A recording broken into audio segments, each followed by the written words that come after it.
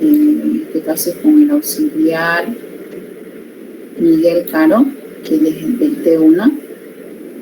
El primer laboratorio la pasaron con él, este segundo laboratorio lo van a pasar conmigo, el tercer laboratorio lo van a volver a pasar con él y así sucesivamente. La ponderación, el tipo de formato del informe, todo es exactamente lo mismo. Lo que les explicó el auxiliar Miguel Caro es el mismo que igual estoy usando, ¿sí? Los dos quedamos en ese tipo de formato y esa ponderación, así que no se preocupen, la forma de presentar es lo mismo. ¿Sí? Bien, vamos a empezar con el laboratorio número 2 de la ley de Charles. Bien, en fisicoquímica vemos los diferentes tipos de leyes de las clases ideales. El objetivo general de este laboratorio de ley de Charles es primero analizar la influencia de la temperatura en procesos termodinámicos. Número 2 es observar la influencia de la temperatura en un proceso de expansión. Y número 3, observar la influencia de la temperatura en un proceso de compresión. Es decir, aquí el común denominador es temperatura. Lo que importa es la temperatura. Vamos a ver si la temperatura influye en la expansión, o sea, en el aumento de volumen, y si también influye en la compresión, es decir, en la disminución de volumen. Vamos a ver cómo afecta la temperatura en un gas. ¿Sí? Fundamento teórico. Bien. Primero, la ecuación general de los gases ideales es esta ecuación. Esta surge de una combinación de la ley de Charles, que es la que estamos estudiando, y la ley de Boyle. La ecuación general de los gases ideales para una misma masa gaseosa, o sea, cuando se refiere a misma masa gaseosa, se refiere que el número de moles es constante en todo el proceso, al inicio y al final. No se pierde ni un mol, no se gana ni un mol. ¿Entienden? Los moles representan en sí masa, también puede considerarse una unidad de masa. Entonces, para una cantidad o una masa gaseosa constante, podemos afirmar que existe una constante directamente proporcional a la presión y el volumen del gas e inversamente proporcional a la temperatura. Como pueden ver, presión y volumen están aquí arriba y de este mismo estado 1 está bajo su temperatura, ¿no? Y si decimos que N1 es igual a N2, porque dijimos que es constante, entonces si esta N1 se viniera a multiplicar aquí arriba, se podría simplificar, ¿no? Entonces podríamos decir que P1 por P1 sobre T1 es igual a P2 por B2 sobre T2, ¿no? Entonces estaríamos hablando de un estado 1 y un estado 2, donde el volumen cambió del gas, pero su masa es constante. En un gas, el volumen no es diferente el concepto de volumen a un líquido. Por ejemplo, si nosotros consideramos volumen a un líquido, el agua, no podemos decir que en un tiempo 2, no sé, el volumen que era hasta acá se disminuyó hasta acá, pero a la vez no cambió la masa. Eso es imposible en un líquido. Porque en un líquido el volumen está muy relacionado con la cantidad de masa. Si yo tengo 1 litro, o bueno, en este caso masa, podemos convertirlo en litros a masa mediante la densidad, está relacionado mucho el volumen con la masa, pero en un gas no, porque un gas tiene la capacidad de expandirse o de comprimirse. Si ustedes tienen... Perdón, auxiliar, que lo interrumpa. ¿Sí?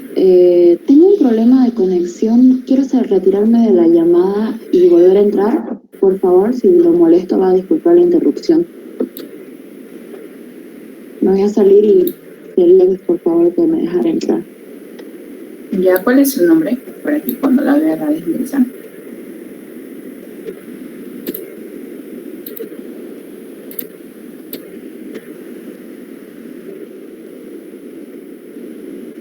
Su nombre, señorita, para que cuando me vuelva a aparecer que alguien quiere ingresar a la sala, la deje ingresar. Ya se salió. Parece que ya se retiró. Creo que Ya se retiró, auxiliar. Tenía un nombre árabe, sí. Meneses era su apellido, si no me equivoco. Ya está bien. Bueno, continuemos entonces. Para hacerlo más claro, voy a hacerlo así.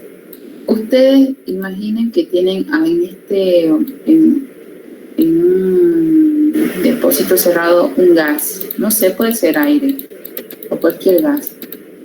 Esta misma cantidad de gas que ustedes tienen, la misma cantidad sin perder ni una sola molécula, la pueden trasladar a un recipiente más pequeño. Pero si ustedes ven, entre una partícula y otra hay como una distancia, ¿no? O sea, están separadas, tranquilas. Pero si yo todo esto lo traigo acá, van a quedar muy pegaditas, ¿no? No he perdido ni una sola partícula, solo que están mucho más pegaditas. Esto significa que el gas tiene el poder de comprimirse. Sin perder ni una sola molécula de lo que tiene, se comprime. Y al comprimirse, ¿qué aumenta? Su densidad. Recordemos que la densidad es la masa sobre el volumen. Yo de aquí a aquí que he reducido el volumen, ¿cierto? He reducido el volumen. Y por tanto la densidad aumenta. La densidad aumenta. Ahora, ¿qué pasa si fuese al revés?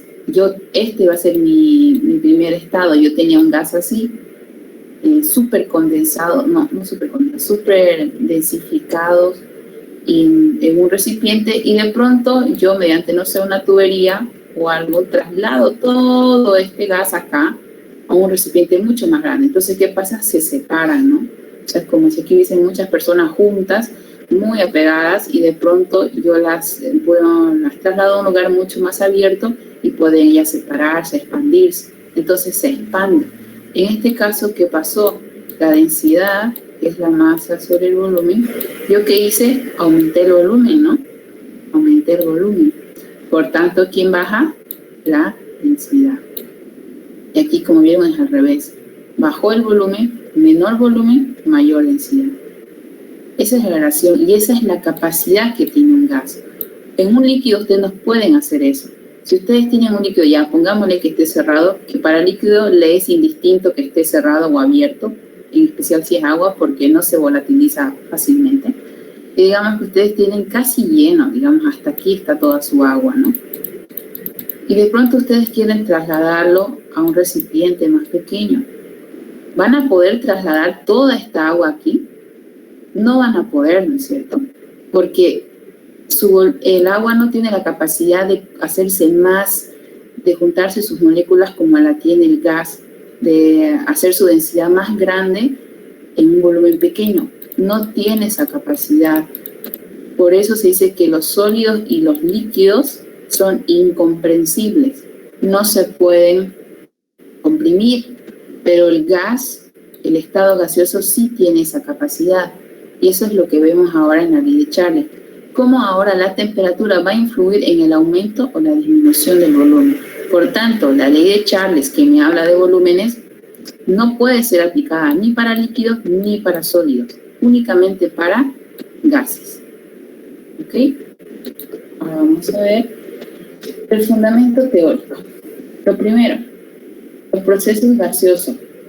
Todos los gases, existen 4 puntos que se estudian de los gases. El número de moles, que significa básicamente la cantidad de masa del gas o la cantidad de moléculas del gas. La presión del gas, el volumen del gas y la temperatura del gas. Estos 4 parámetros son lo principal para poder estudiar un gas.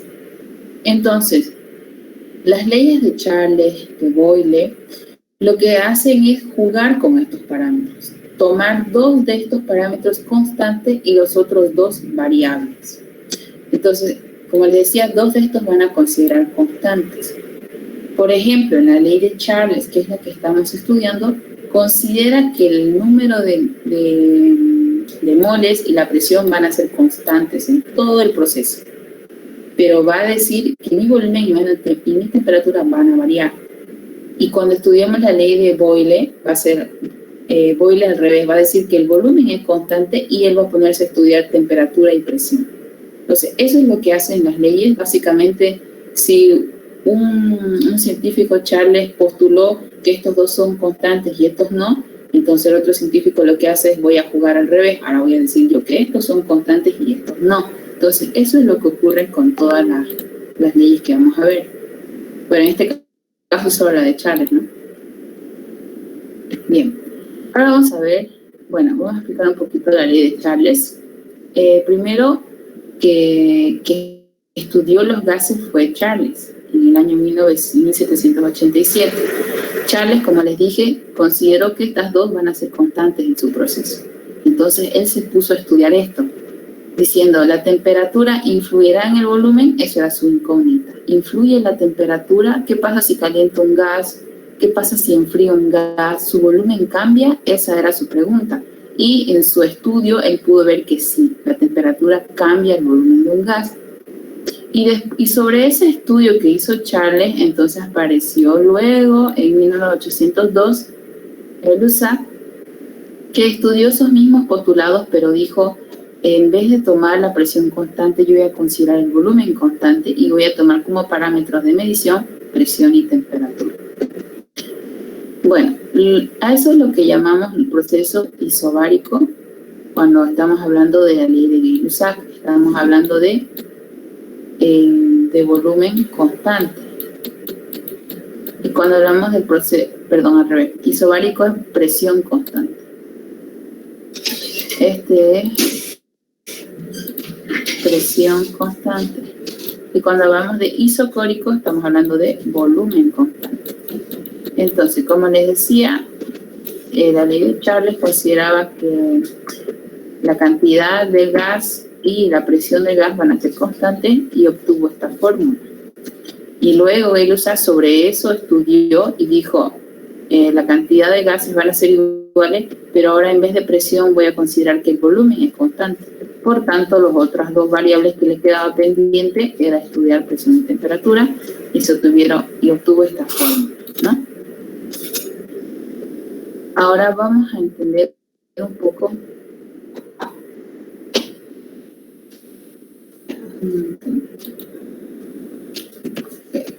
eso es lo un poquito malo de utilizar Google Meet, que tengo que salirme toda la presentación para ver quién ingresa.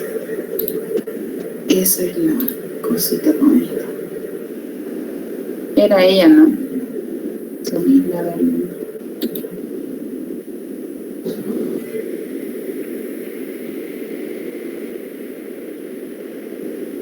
Era Meneses, Helvig en Ariadna. No. Ah, sí, Meneses, sí, era ella. Ya.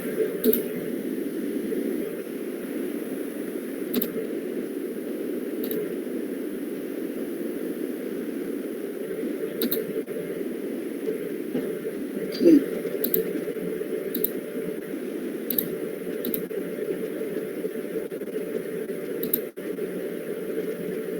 No. Como ustedes pueden ver, hay que salirse para ver quiénes están en sala y por eso prefiero que no. Mejor 7 minutos después ya nadie entra. ¿Okay? Como es también por virtual, digamos, no hay mucha excusa. En 7 minutos pueden, digamos, si tienen problemas, decirle en un grupo, no tengo problema de conexión o algo. Bueno, vamos a continuar. ¿Alguna duda hasta acá sobre esta parte? ¿O está claro? No, todo claro. Muy bien. Entonces, vamos a ver esta parte, fundamento teórico. Bueno, es lo que... Ahora aquí hay una parte interesante que dice que si un gas se mantiene a presión constante, que es lo que dice la ley de Charles, su volumen es directamente proporcional a la temperatura absoluta. Cuando hablamos de temperatura absoluta, ¿en qué escala estamos hablando? En Kelvin. Temperatura absoluta siempre es Kelvin. No pueden utilizar para esta ley no pueden utilizar grados centígrados, tampoco la temperatura en Rankine, tiene que ser sí o sí, o en Fahrenheit, tiene que ser sí o sí en Kelvin. Bien, si se calienta un gas hasta una temperatura 2 veces mayor que la inicial, en kelvins, el volumen se duplica. Es decir, por ejemplo, digamos que este es nuestro estado 1. Yo inicialmente tengo una temperatura de 100 kelvins en un gas, ¿no? Entonces, para un gas. Y ese volumen en ese momento era de 1/4 de litro. Mi gas era de 1/4 de litro a una temperatura de 100 grados. Yo lo someto a calor, no sé, en un recipiente lo meto en una estufa o mediante un mechero, aumento, incremento, ¿no?, la temperatura y duplico de 100 a 200 grados. Ahora este es mi segundo estado o mi estado final. Si yo duplico la temperatura, en la misma proporción se va a duplicar el volumen. El doble de 1/4 es 1/2, ¿cierto? Entonces, en la misma proporción que se duplica, si dupliqué el doble de temperatura, aumenta el doble de volumen. Y lo mismo pasaría si fuera al revés. ¿Qué pasa si yo... A ver.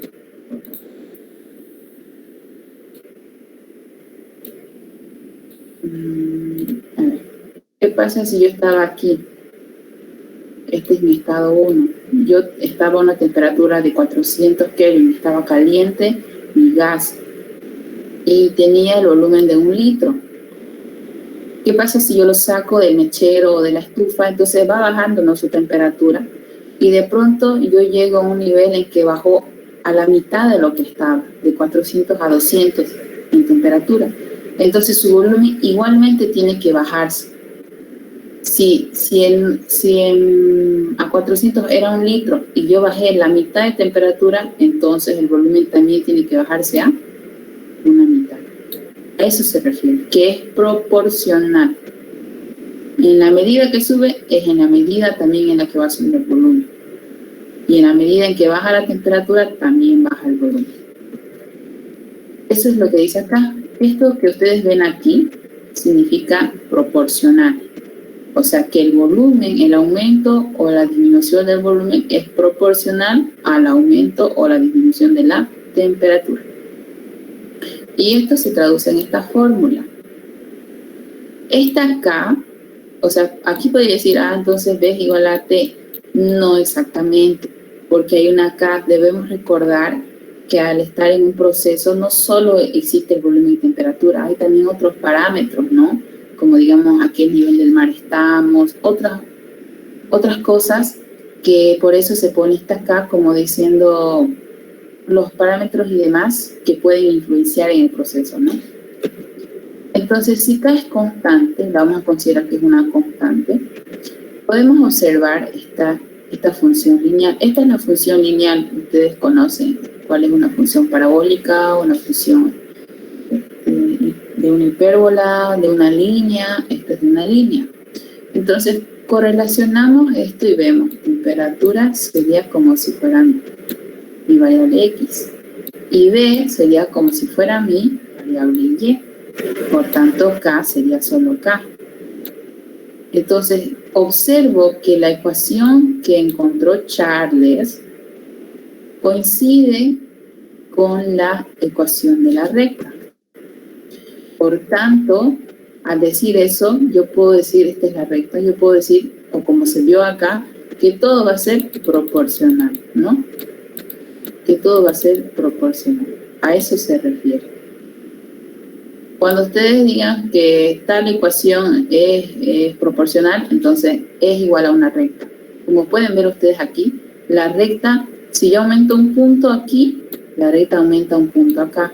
Si yo aumento otro punto, la recta sigue aumentando un punto. Entonces ella va aumentando conforme aumente el otro eje, ¿no? Es proporcional. A eso se refiere.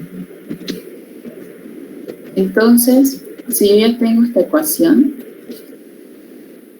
a ver, creo que están hablando en el grupo.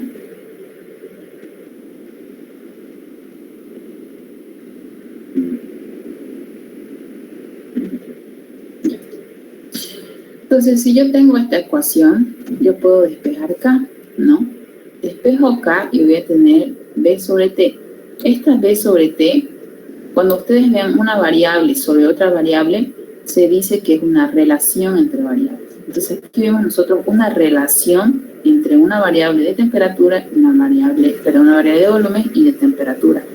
Y esta relación que existe entre estas dos variables es una K constante. Esta K puede ser cualquier número, cualquier número. Podría ser, no sé, imaginen que sea un 5. Está acá. Imaginen si fuera un 5. Entonces, en todo el proceso, estas siempre me tienen que dar 5. Eso se refiere. Si digamos en el punto 1 el volumen era alto, para compensar este volumen, bueno, mi temperatura tendría que ser baja, o al revés, mi temperatura alta y mi volumen bajo, para poder regular y hacer que la relación sí o sí sea 5. Eso es lo importante, entender la relación que es constante en todo el proceso. Y tendríamos entonces, aquí, este sería para mi estado 1 y este sería para mi estado 2. Tendría una relación constante para el primer estado y una relación constante para el segundo estado o estado final del gas. No sé si alguien tiene alguna duda sobre esta parte o si no podemos continuar. ¿No puedo explicar más eso de la relación, por favor? Bien, aquí nosotros tenemos una relación que siempre va a ser constante para todo el proceso, es decir, no puede variar. Si usted, digamos, al principio tenía una temperatura alta, usted también va a tener un volumen alto, ¿no? Y al principio, si usted disminuye, eso tiene que compensarlo con la temperatura. En realidad, usted no compensa, la misma naturaleza del gas lo hace. Existe una relación entre la temperatura y el volumen. Es decir, si esto es constante, esto no va a cambiar para nada. Estos también deberían ser constantes. Esto y esto.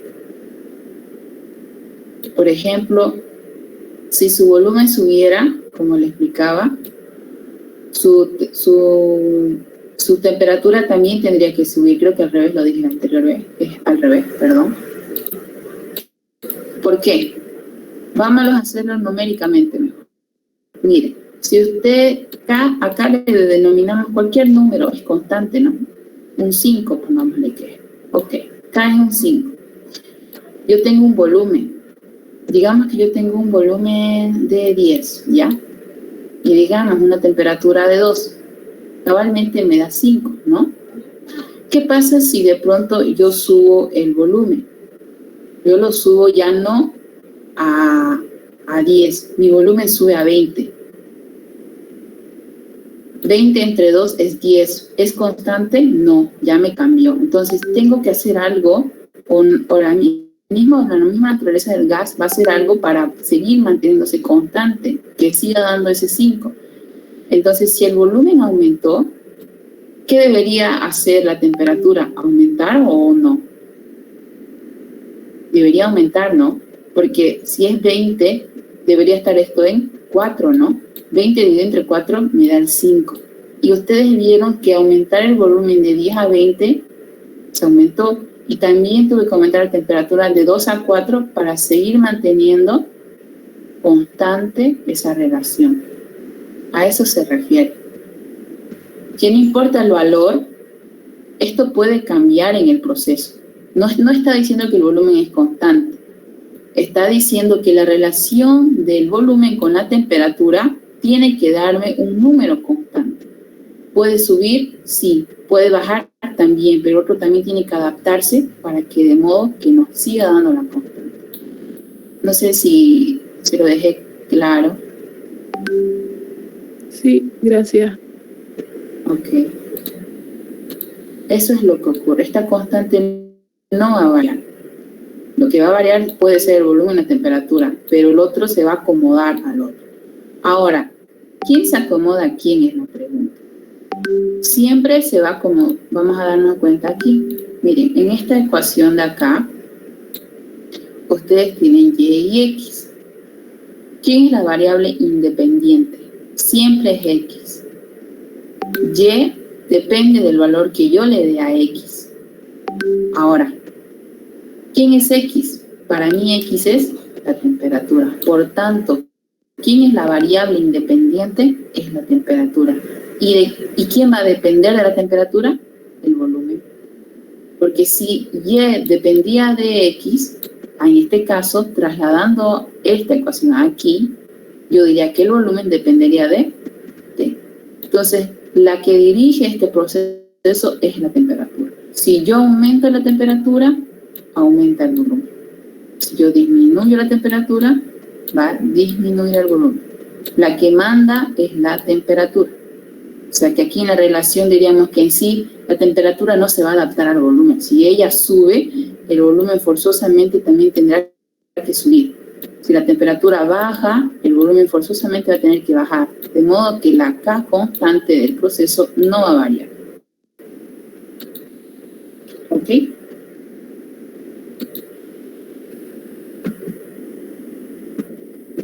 Esa es la fórmula, que ya la conocen.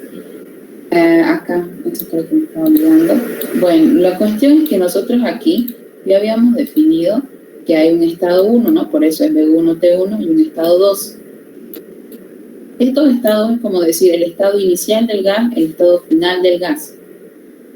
Es como les decía, aquí pudo haber sido 10 y aquí 2, de modo que me daba un 5, ¿no?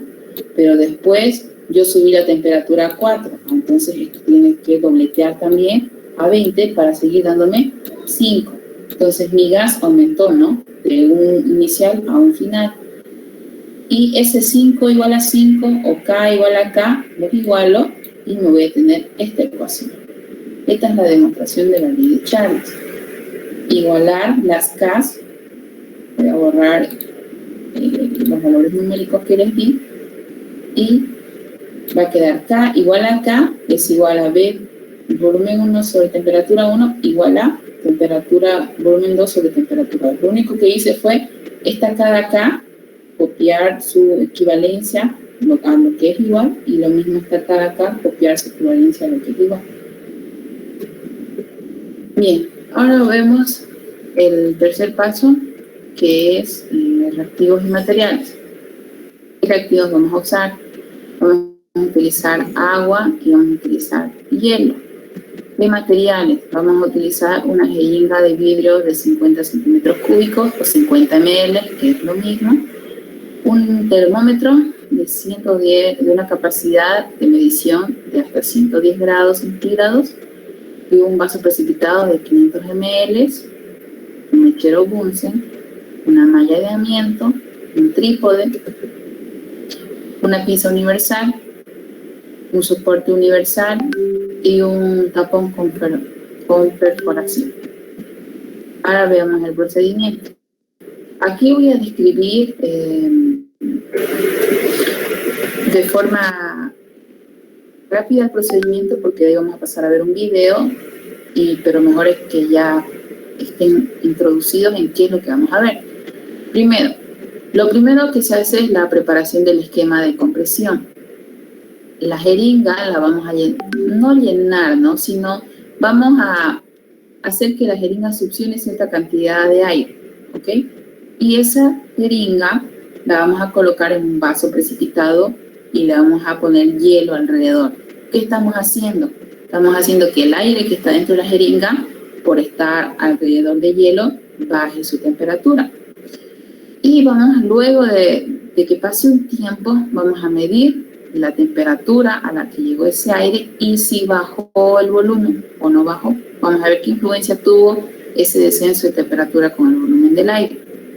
Luego se hace otra experiencia donde vamos a hacer el esquema de la expansión, donde la misma jeringa le vamos a colocar también cierta cantidad de volumen de aire dentro de la jeringa y la vamos a poner en vez de hielo en agua, en el mismo vaso precipitado, y vamos a someterlo a calentamiento. Va a empezar a calentar el agua que la jeringa está en el medio de esa agua, y luego de que empiece a ebullir el agua vamos a ver la medición de la temperatura. Y finalmente vamos a comparar los resultados teóricos y experimentales. Estas mediciones de temperatura que vamos a hacer, que se van a ver, son los experimentales, y los teóricos los vamos a sacar mediante cálculo y después vamos a hacer una comparación. Bueno, les paso a mostrar el video. Creo que no se puede compartir audio, o sea, no van a poder escucharlo, pero igual no se dice nada, aquí es solo una demostración, entonces como no hay una explicación en el video, voy a pasar a que simplemente vean y yo voy a pausar y voy a ir indicándoles lo que les comentaba.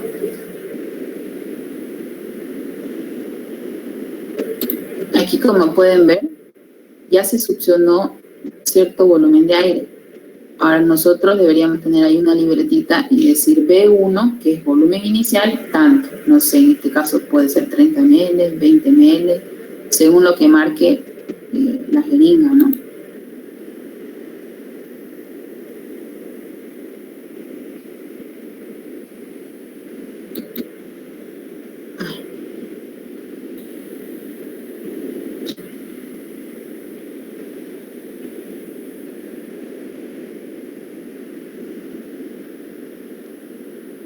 Ahora, nosotros ocupamos este tapón. En sí, lo que hace es solamente darle estabilidad a la jeringa, es decir, como la vamos a tener boca abajo, entonces eso va a hacer que se sostenga en pie la jeringa. Solo para eso lo ocupamos.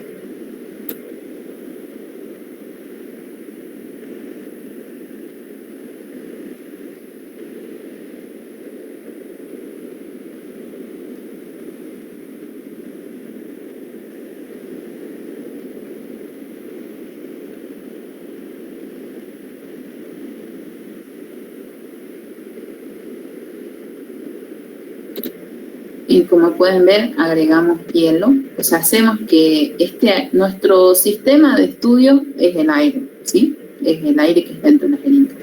Cuando les dije que al principio nosotros deberíamos anotar el volumen inicial, también deberíamos anotar la temperatura inicial. Y la temperatura inicial de ese aire es la temperatura ambiente, porque el aire que se succionó a la jeringa es la temperatura ambiente, ¿no? Entonces, tendríamos que anotar volumen 1 y temperatura 1. Y luego del hielo,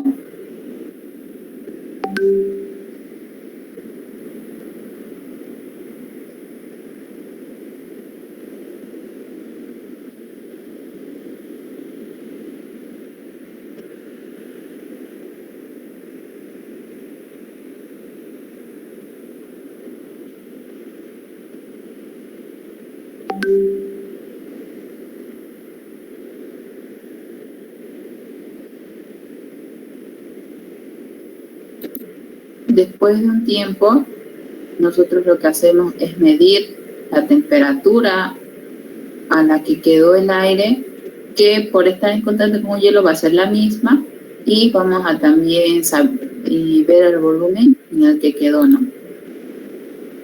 Ustedes pueden ver acá, cuando va pasando el tiempo, lo que hace el aire es más bien comprimirse, disminuir el volumen en vez de aumentar.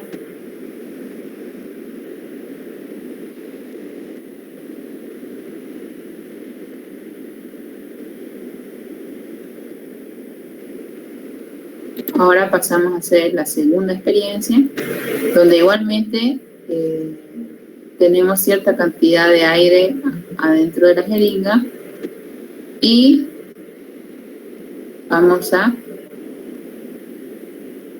agregar agua.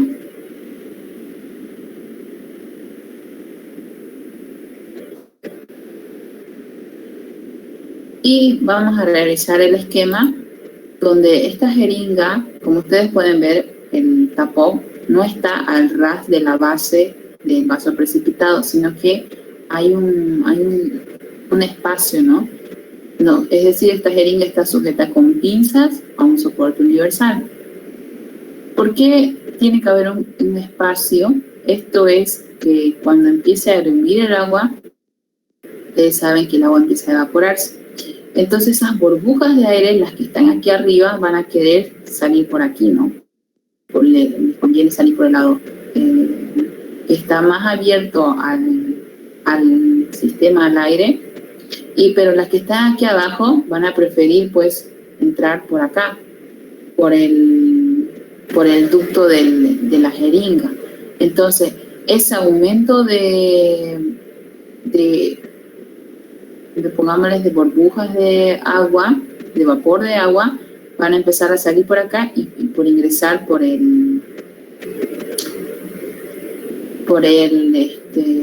la jeringa. Entonces, ¿qué vamos a ver nosotros acá? Si empieza a entrar vapor de agua por acá, entonces, ¿qué va a hacer? Aumentar el volumen. Entonces, la premisa de que si se calienta algo, si se calienta un gas, bueno, en este caso el agua, pero al calentar el agua yo obtengo un gas caliente o algo gaseoso caliente, que es en este caso el vapor de agua, aumenta el volumen, ¿no? Entonces, eso es lo que se ve acá.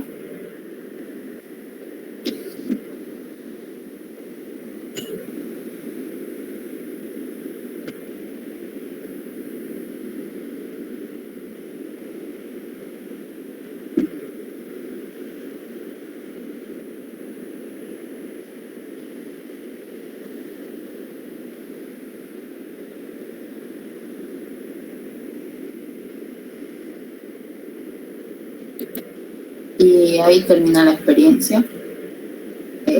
No sé si alguien tiene alguna duda de qué pasó acá o les quedó claro el concepto. ¿Puedes explicar lo de las burbujas una vez más, por favor? Bien. Recuerden que al principio había cierta cantidad de aire. Nosotros igualmente tenemos que anotar la cantidad de aire con la que ingresó y anotar la temperatura, que sería la temperatura ambiente, ¿no? Luego que agregamos el agua y esperamos y si hacemos hervir el agua, el vapor de agua, siempre las burbujas van a tender a irse o a estar lo menos sujetas a otras, es decir, liberarse. Y las que están arriba del agua van a pretender irse por aquí arriba. Pero las que están por aquí abajo también van a querer ir hacia arriba, pero les va a parecer más fácil o van a ver un conducto viable más por acá. Entonces va a empezar también a rellenarse con vapor de agua, la jeringa. Entonces el aire que tenía más el vapor de agua que está ingresando, ¿qué hace? Que aumente el volumen de gas que había dentro de la jeringa.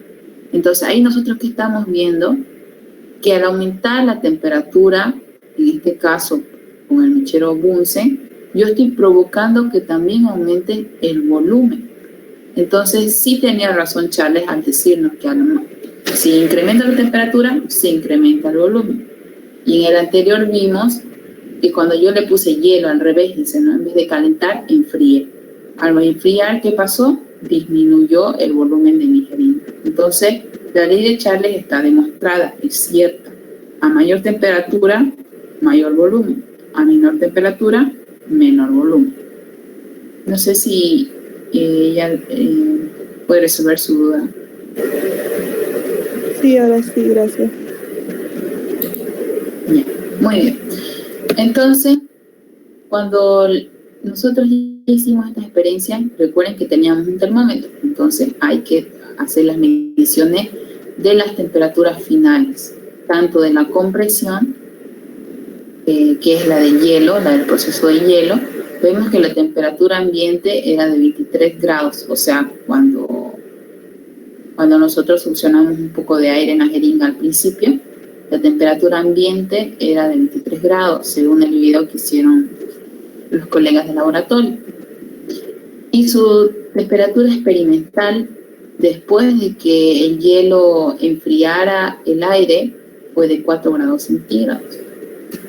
En el otro lado, para la experiencia de la expansión, o sea, con el agua caliente, la temperatura inicial con la que entró, digamos, cierta cantidad de aire a la jeringa, también era temperatura ambiente.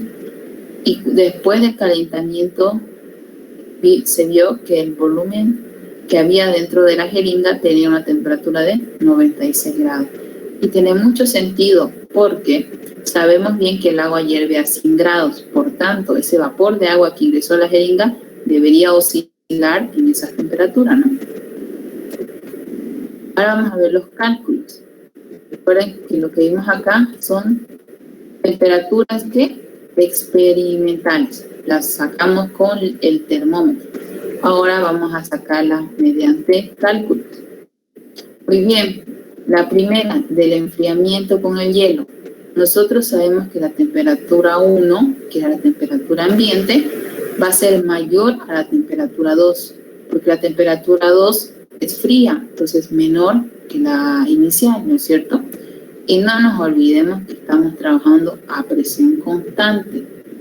Ahora, nosotros analizamos cómo sabíamos que estábamos trabajando a presión constante. Porque de acuerdo al lugar existe una presión, ¿no es cierto?, atmosférica. En Santa Cruz existe una presión atmosférica que es constante en todo Santa Cruz.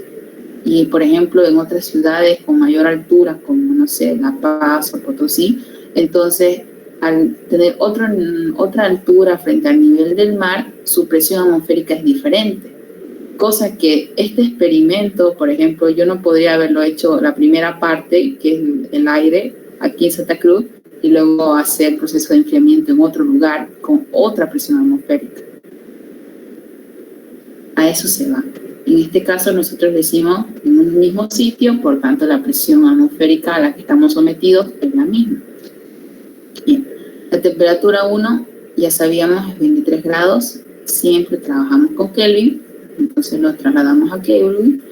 Y el volumen inicial que ellos obtuvieron al principio cuando midieron el volumen del aire dentro de la jeringa era de 30 ml. Y del volumen 2, cuando después de que bajó la temperatura, fue de 28 ml. O sea, bajó solo 2 ml el volumen del aire. Entonces, si sabemos esta relación, nosotros podemos decir que esto va a ser siempre lo mismo, ¿no? Eso ya lo vimos, siempre va a ser lo mismo para n estados. Y lo que hacemos acá, de acá, es despejar T2. Despejamos T2 y lo emplazamos. Volumen 2, temperatura 1 y volumen 1. No me olvido que siempre trabajo con que si ustedes trabajan con grado centígrado, va a estar mal. El resultado les va a salir mal. Pero el volumen puede trabajarlo con litros, mililitros, no importa las unidades mientras sean iguales, obviamente, porque se simplifican, ¿no? Y vamos a tener esta temperatura en Kelvin que luego nosotros la trasladamos a grados centígrados. Entonces, la temperatura 2 teórica es 3.266 grados centígrados. Para el calentamiento, para la experiencia en la que pusimos la jeringa en el agua y en el mechero, nosotros vimos que la temperatura 1, que es esta, la temperatura ambiente, va a ser menor a la temperatura 2. La temperatura 2, ¿cuál es? Después de que hierve, es la temperatura del vapor de agua dentro de la jeringa, ¿cierto? Esa temperatura es caliente, por tanto es mayor a la temperatura inicial y estamos a presión constante.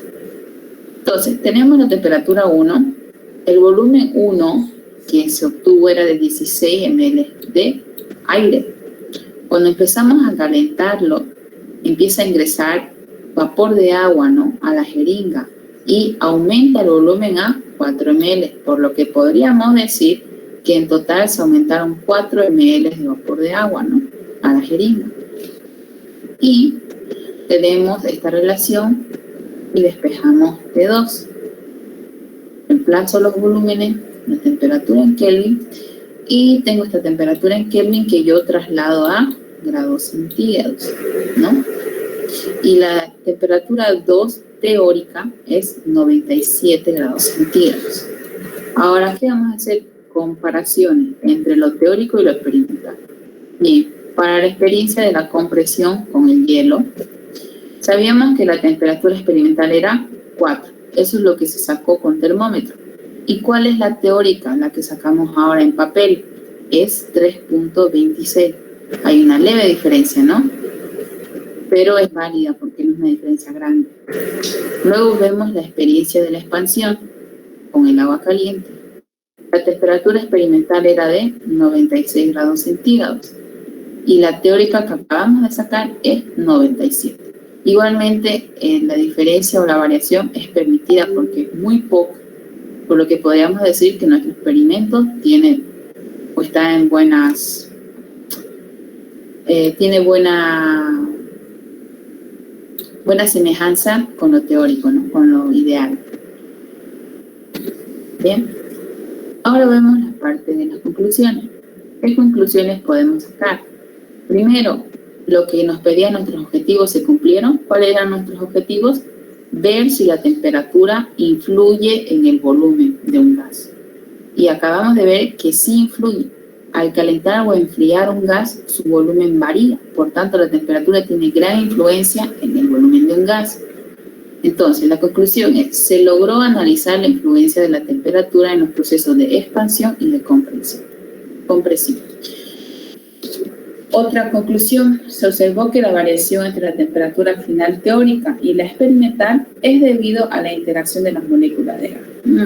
¿Qué se refiere a esta parte de acá? Vamos a centrar. Aquí ustedes ven variaciones, ¿cierto? Entre lo experimental y lo teórico. Lo teórico es igual que decir lo ideal. Y lo experimental sería decir lo real, lo que realmente ocurre. Hay variaciones.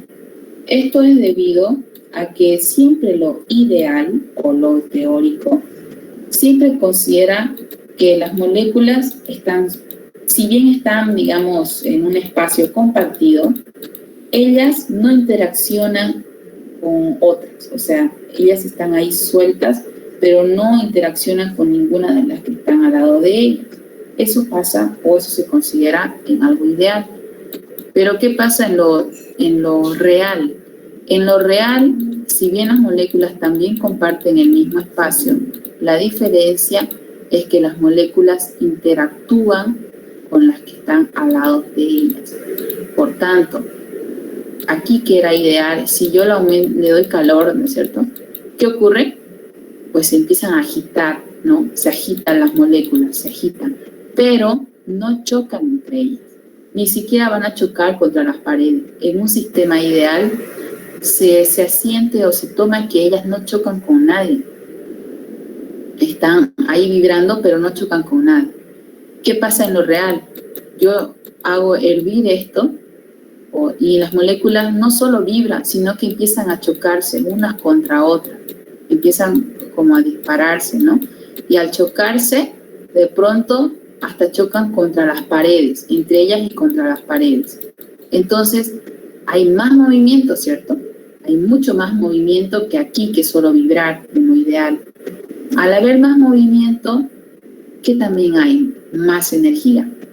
Y si hay más energía, ¿a qué se traduce? Más calor. Y si hay más calor, ¿con qué se mide? El calor se mide con una escala de temperatura. Entonces, si hay mayor movimiento, por tanto, mayor energía, por tanto, mayor calor, la temperatura real va a ser mayor a la ideal, ¿cierto? Por eso aquí nosotros vemos, que este es el de expansión, el de calentamiento, que lo teórico está dando 97, pero en lo real nos dio 96. Sí, hay unas variaciones, aunque en realidad debería ser al revés, este debería ser superior, el experimental frente al teórico. Pero puede ser también por los decimales. En este caso de enfriamiento, también ocurre lo mismo. Las variaciones, en este caso se enfría en vez de calentarse. Igualmente, no hay interacción entre las moléculas ideales y en las reales sí hay. Por eso las variaciones de temperatura también varían un poco. No sé si se dejó entender esa parte. Entonces lo experimental tendría que ser siempre mayor a lo teórico, ¿no? ¿Cómo? Me escuché medio entrecortado. Que lo experimental siempre tendría que ser mayor a lo teórico. Sí, debería ser mayor. Pero también si nos damos cuenta, este análisis que lo hicimos también fue ideal, o sea, explicamos algo real en un entorno ideal, porque tampoco estamos considerando, por ejemplo, la verdadera temperatura de ebullición del agua cuando estamos a una altura diferente. Cuando estamos al nivel del mar, la temperatura del agua, ¿qué temperatura hierve? 100 grados. Pero Santa Cruz está un poquito alto, creo que 300 y algo, frente al nivel del mar. Entonces, la ebullición varía. Creo que hierve a 90 y algo, si no me equivoco, 98 grados. Hierve mucho menos. Entonces, estamos considerando solamente en este caso, ¿qué? Interacción de moléculas. Ya no hemos considerado, por ejemplo, la latitud frente al nivel del mar. Entonces, si realmente quisiéramos evaluar de forma real, tendríamos que evaluar todas las variables involucradas. Pero una de ellas es esa, la interacción. Entonces, sí debería ser mayor en el caso de que solamente estuviéramos hablando de interacción y estuviéramos en algo ideal, en una altura ideal, en la que es a 100 grados. Pero nosotros estamos en un otro nivel y peor si estaríamos en La Paz, más alto, creo que hierve a mayor temperatura más bien. Entonces, todavía estaría mucho más disparejo el resultado. Pero siempre está la diferencia entre un gas real y un gas ideal. No sé si alguien más tiene otra duda. O le respondí su duda. En el momento de resolver ejercicio, sí o sí hay que transformar a Kelvin la temperatura, ¿no? Pero el volumen se puede trabajar en litros tanto como en ml, ¿no? Sí se puede trabajar. Ya, gracias. Espero que les haya quedado clara la parte del cálculo, porque... no, ustedes no tienen cálculo, ¿no? Sí, ustedes hacen informe, ¿no? Okay. Pero igual el cálculo tienen que plasmar en el informe, así que lo ponen. Creo que el cálculo iría en la parte de... No me acuerdo si su informe tiene eso. Creo que sí hay el número 5 o 6, algo así, es en la parte de los cálculos. Sí tiene, ¿no? Entonces esa parte de cálculos iría ahí. Y no se olviden razonar también acá, no solo colocar, sino pongan en sus propias palabras lo que entendieron de lo que les expliqué. Y si tienen más curiosidades, ustedes curiosean mucho más por qué hay diferencias entre lo real y lo experimental, también las colocan. Eso sería un plus para su informe. ¿Okay? Ahora me estoy fijando. Marco teórico, desarrollo de observaciones, conclusión, cuestionario. No, creo que no hay paso de... esperen.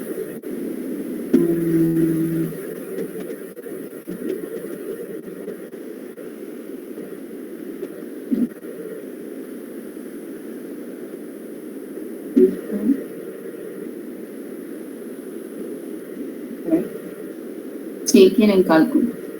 Después del procedimiento. Bien. Creo que la parte de esquemas va en el procedimiento, ¿sí? No es aparte. No es aparte del esquema.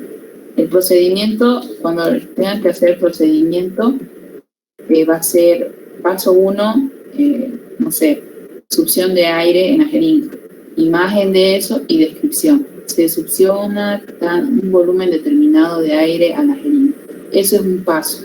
Paso 2, no sé, sería someter la jeringa a un vaso precipitado con hielo. Ponen la imagen y describen. Se somete la jeringa, se estabiliza con un tapón con orificio de modo de que quede parada y ya describen y van así. No sé si quedó claro la parte del proceso. Eso iría en los procedimientos, ¿no? Sí, en procedimiento. Entonces ya no haríamos esquemas, simplemente sería procedimiento y ya. Ajá. Ah, ya. Así como Sí, el anterior sí. laboratorio. Sí, creo que con eso estábamos hablando con Miguel y eso me dijo igual, porque él igual creo que les dijo esquema primero. Y luego yo le dije que, bueno, yo al menos pienso que es mejor directamente en el procedimiento. Él dijo sí, así, entonces se quedó de esa forma. Okay. Bueno, chicos, ¿alguien más tiene alguna duda de lo que se vio o de cómo se hace el informe o algo? Porque llegamos al final del laboratorio. Entonces la parte de esquema se omitiría, ¿no? Sí. Ok. Su informe creo que es a mano. Sí, es a mano. Ya. ¿Hasta cuándo tenemos para presentar esto? Eso quería hablar ahorita con ustedes, chicos. Yo estoy ya entrando a pasantías industriales y la verdad el horario no me va a dar muy bien para pasar en los lunes, a la hora que debo. Y yo estaba pensando en pasar en este horario los sábados. No sé si pueden todos, no les choca con nada, porque yo al menos que sepa sábados casi en la noche no hay clases. No noche, ¿no? 5 de la tarde, esa hora. Yo creo que podríamos, siempre y cuando la asistencia no sea obligatoria, digamos, ¿no? Y Dijeron que la asistencia era obligatoria. sí, ya. Sí, por eso Eso ahorita ya los que están acá. se habló el primer laboratorio. Ellos explicaron que solamente era un motivo así súper fuerte y que teníamos que escribirle por privado. No nos vamos a dar el lujo de estar faltando, ¿no? Sí, porque dijo que todo es virtual y no tenemos por qué faltarnos. O sea, yo lo digo porque tengo también 3 auxiliaturas justo al mismo horario, digamos, ¿no? Y la única ventaja es que tengo que se graban todas las clases. Tiene auxiliaturas entonces en la noche usted, ¿no? Si hay personas así, Sí, igual. Yo igual auxiliar tengo. Igual auxiliar. Horario de clase sería. ¿les parecería que, a ver, aquí empezamos 5:30, ¿no? Casi una hora ya.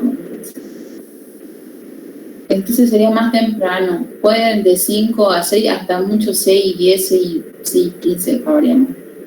¿Les parece si pueden todos a esa hora? ¿Podrían los demás? Sí, Está bien. De 5 a 6. Para que los compañeros puedan pasar su clase a las 6. Ya. Pueden todos, ¿no? ¿O alguien tiene alguna objeción, por favor? Está bien el horario auxiliar. Ya. Si nadie más opina, entonces imagino que sí se puede. Ya. Puedo, a esa hora tengo una clase aparte de la universidad, pero no sé cómo podremos solucionarlo. Ya usted tiene clases aparte, hábleme al privado y ya yo al menos voy a saber quién es usted y la voy a considerar.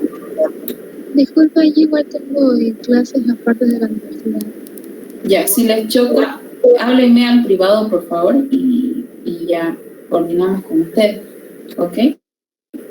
Pero los demás sí pueden, por lo que veo, ¿no? Ya, las personas que me hablen con justificación, digamos, por ejemplo, no sé, tienen inglés, quién sabe, en un instituto, entonces me muestran su boleta de inglés, en su instituto que dice tal hora, entonces sí, a esas personas ya se las consideraría de una forma diferente, pero los demás que no tengan una justificación, digamos, no. Por eso ahorita les pregunto, ¿no les choca, no? De 5 hasta las 6. Y está bien eso. Está bien auxiliar. Ok, y los informes también les voy a dar hasta el sábado, o sea, de sábado a sábado, no se preocupen por eso. Ahorita voy a subirlo, voy a subir la diapositiva para que la tenga y la asignación de la tarea para el sábado a las 5. O sea, tienen plazo de hacerlo y de entregar hasta el próximo sábado a las 5 de la tarde, antes de que empiece el siguiente laboratorio. El video Bueno, igual va a gracias. estar ahí en lo de la diapositiva. Sí, va a estar ahí. Está ahí. Se va a ver bien. Ok. Bueno, chicos, entonces voy a dejar de compartir. Antes de que se vayan, esperen todavía, les voy a tomar su asistencia. Si no, no voy a saber quién es.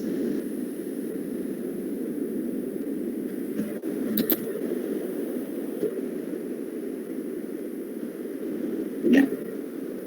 Como todos entraron con sus... No sé por qué entré con perdón.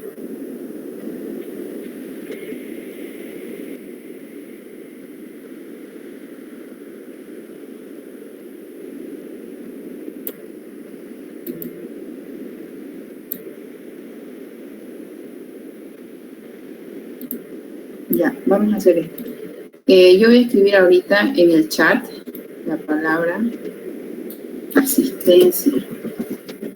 Y a partir de ahí, todos escriben la palabra presente, solo presente, porque todos entraron por Gmail, entonces están sus nombres automáticos. Así que solo escriben la palabra presente, a no ser que hayan entrado con el Gmail de otra persona, entonces, no sé. Así que automáticamente eso se guarda y ya tendrán presente de todo. ¿Ok?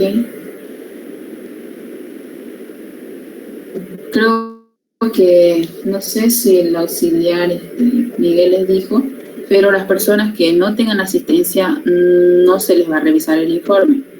Las personas que entreguen tarde su informe, ¿no es cierto?, que hay un límite de tiempo en el Classroom, y si lo presentan, no sé, 1 minuto o 2 minutos después de lo establecido, se lo revisa sobre el 60% de la nota. Así que eso que quede claro. Igualmente yo lo voy a volver a recalcar con el vídeo de la asignación. Y eso sería todo. Si ya escribieron su presente, pueden retirarse, chicos. Y no se olviden que conmigo es este horario especial del sábado. El lunes pasarían con el auxiliar Miguel Caro normal. ¿No? Es solo en mi caso. Como ustedes saben, es intercalado. Cuando les toque conmigo sería sábado. Pero yo siempre les voy a enviar el enlace por lo menos 1 hora o 2 horas antes para que todos se acuerden de que es sábado pasando, ¿ok?